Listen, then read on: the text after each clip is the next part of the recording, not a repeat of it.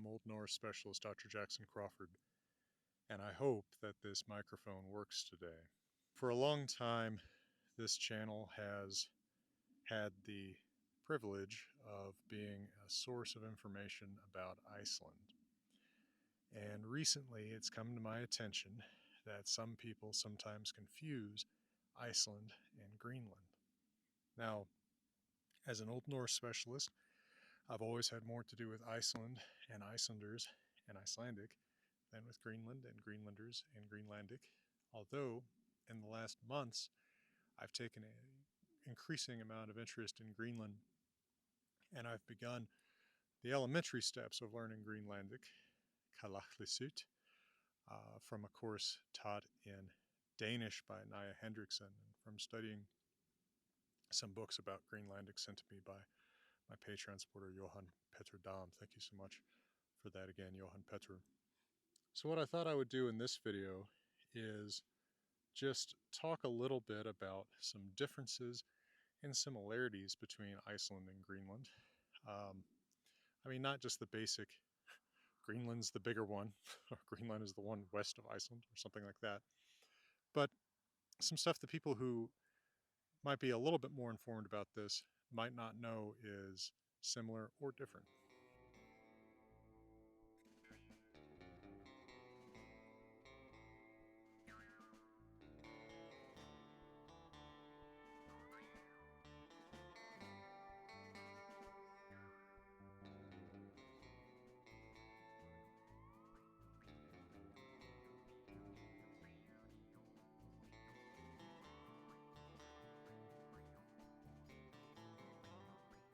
All right, so number one, which one is the one with all the places named Vik? And the cool thing is, by coincidence, it's both. So in Old Norse, or in modern Icelandic too, Vik means a bay, a cove. So there's lots of those. And of course, since people largely live on the coast in both Iceland and Greenland, you would expect a lot of places to be named something bay or something cove. So for example, the capital of Iceland is Reykjavik, the smoky bay, the bay of smokes, the smoke actually being the steam from hot springs. And there's a ton of other places in Iceland named something Vik. There's Vik í Mýrdal, the bay in Mýrdal, like the swamp valley. By coincidence, the unrelated language Kalaallisut, Greenlandic, as well as other languages related to it, such as Inupiaq in Alaska, Vik means place where one does something, right? So in Kalaallisut and related languages in its language family, quite different from the Indo-European language family that English and the Scandinavian languages are part of, you have these very long words that are created from a verb root plus various suffixes. So for example, you might have a verb like uterpok, he comes back, and utratarpok, which contains suffix or infix, ratar, which means surprising. So he comes back and it's surprising or unexpected. So building on roots like that, a word that ends in vik is a designation for a place where the action of the verb is done. So it's a little bit easier to find examples of this sometimes in Alaska in Canada than in Greenland. There's not as many places named with Vik in Greenland, but for example, the town once known as Barrow, Alaska is Utqiagvik, and that's the place where one gets wild roots. There's also an archaeological site close to there, Ukpiagvik, a place for hunting snowy owls. So all languages will have some words that by coincidence will sound kind of similar and mean similar things, and that's what's going on with Kalaallisut and its relatives like Inupiaq, vis-a-vis Icelandic and other Scandinavian languages. Which one has all the volcanoes? That's Iceland. So an interesting little fact is that while both of these are among the last landmasses settled by human beings, Greenland is among the oldest landmasses geologically in the world. Geologists, I think that's a fair thing to say. There's some extremely old rock there from the Precambrian. Whereas Iceland, I think it's fair to say, is one of the youngest landmasses in the world. It's been created by volcanic activity on the mid Atlantic ridge since the extinction of non avian dinosaurs. So Iceland is the really geologically active one. Greenland is geologically older and not as geologically active. Which one is so empty? Both of them. Both of them have very low population densities. Which one speaks the quote Viking language off quote? I do not like the term Viking language. It's misleading, partially because Old Norse, the language that we read the Poetic Edda in or the sagas in, is the stage of Icelandic. It's a few hundred years after the Viking Age. But Icelandic is kind of famous for being very conservative and being uh, very similar in vocabulary and structure, not always in pronunciation, to Old Norse, the language of the Eddas and sagas. In Greenland, by contrast, again, the language is Kalaallisut, so the languages come from the east. It's interesting to note that both the Norse and the Thule, the culture that is ancestral to the Inuit of modern Greenland, come to Greenland around the medieval warm period, right? So the world is warmer from, as I understand it, the late 800s or so AD to around 1100 AD when it starts getting much colder again in the Little Ice Age, as the Little Ice Age starts around then. But that's around the period that both cultures are expanding more into the Arctic, right? When the Norse are going into the Faroes and Iceland and Greenland, and also when the Thule people are expanding from the east into Greenland from Alaska and Canada. There were people in Greenland before both of these cultures. There was the Dorset culture, sometimes called Paleo Eskimo, a term that not everybody likes, but they're not continuous with the Thule or the present day Inuit. They uh, apparently died out. They are replaced by the Thule. They're not apparently, at least in significant numbers, ancestral to the Thule, and they have very different and very interesting artistic traditions that are quite different from the Thule and the later Inuit. Also, apparently, very different hunting traditions. There's a lot of interesting books about this.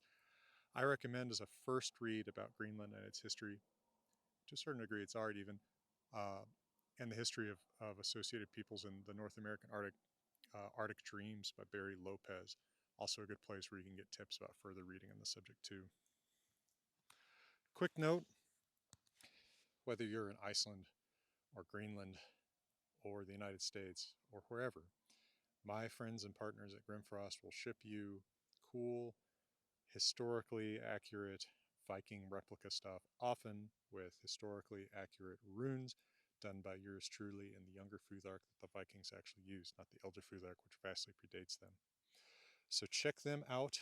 They will eat, as of January 2026, tariffs and import taxes, and let them know that you came from here. It does help support this channel and my mission to inform people about Iceland and to be a conduit to you finding good information about places like Greenland, where I am by no means an expert, but at least have the means of getting to experts and getting you to experts.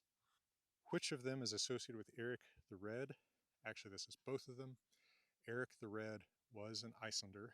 He was convicted of what I guess, for lack of a better word in English, I would call manslaughter. He committed, we would call it murder, but this was a lesser murder in their medieval perspective. It wasn't done secretly. So he was exiled for 3 years. During those 3 years, instead of going back to Norway, where the Icelanders had settled Iceland from, he decided to explore rumors that there were lands further to the west, and he came upon Greenland. According to both Icelandingabok, I think it's Icelandingabok and not Landnámabók that has the story, as well as the saga of Eric the Red, he called the land that he found Greenland because he thought that people would want to live there if it had a better name. He came back to Iceland when his exile was over, told people about the fine land he had found, and 25 ships full of Icelandic families left to settle it with him, and of them 14 made it. So Eric the Red is associated with the early history of both countries. He is an Icelander who became a Norse Greenlander. Which one is part of Denmark? Iceland was For a while, it was incorporated into the Norwegian kingdom after a period of independence for several centuries in 1262, and then in 1380 it entered with Norway into the Kalmar Union, coming under the crown of Denmark, and declared full independence in 1944. Greenland, um, of course, the original Norse settlement died out, but it was resettled starting in the 1720s by Danes and Norwegians who also Christianized the Inuit population. Greenland has never won full-fledged independence from Denmark, but um, there is a strong movement in the country, as I understand it, for full independence. Greenland is it's called in Danish a selvstyrende område. Danes, forgive my Norwegian pronunciation of that, a self-governing area. So Greenland does have its own internal politics and government. There is a prime minister of Greenland, but external affairs such as defense are coordinated by Denmark, and Greenland also has representation in the Danish parliament in Copenhagen. So Greenland may come to be a fully sovereign country, but for the present time, it remains part of Denmark as Iceland was into our grandparents' or great-grandparents' generation. Most Greenlanders speak Danish as well. My understanding is really all Greenlanders are bilingual in Kalaallisut and Danish. Icelanders often speak Danish, especially older ones. Younger ones, maybe not so much, as increasingly Scandinavians communicate with each other across language boundaries more in English. And which one has non-inherited last names in son and daughter? That's Iceland. The practice of the inherited last name, the way that my last name is Crawford, just as my father's was and his father's was, is foreign one in Iceland. It's brought with the Danes. There are some Icelandic families that have inherited last names in the Danish style, but for the most part, people's quote-unquote last name is not really a last name as such. It's a description of who their dad is, or sometimes their mom. So, for example, Eiríkur, the Red, had a son, Leifur, so Leifur Eriksson, and his sister is Frøydis Eiríksdóttir, right? And then Leifur, his son, is not Eriksson, but for example, if his name is Bjarni, he's Bjarni Leifsson. In Greenland, for the most part, inherited last names are Danish. So Pettersson, for example, is a very common last name in Greenland, borrowed from Danish. Well, I hope that's been a half interesting look at Greenland and Iceland, some differences in between. I'm going to keep bringing you all the best information that I can about Iceland for maybe years to come. I've been doing this for a decade now. And I'm also going to be especially now trying to point you toward better resources and informative people inside Greenland and out who have good information about Greenland and its people. So thank you so much for your support, especially those of you checking out my books or supporting the channel on Patreon. And for now, from beautiful Colorado, I'm wishing you all the best.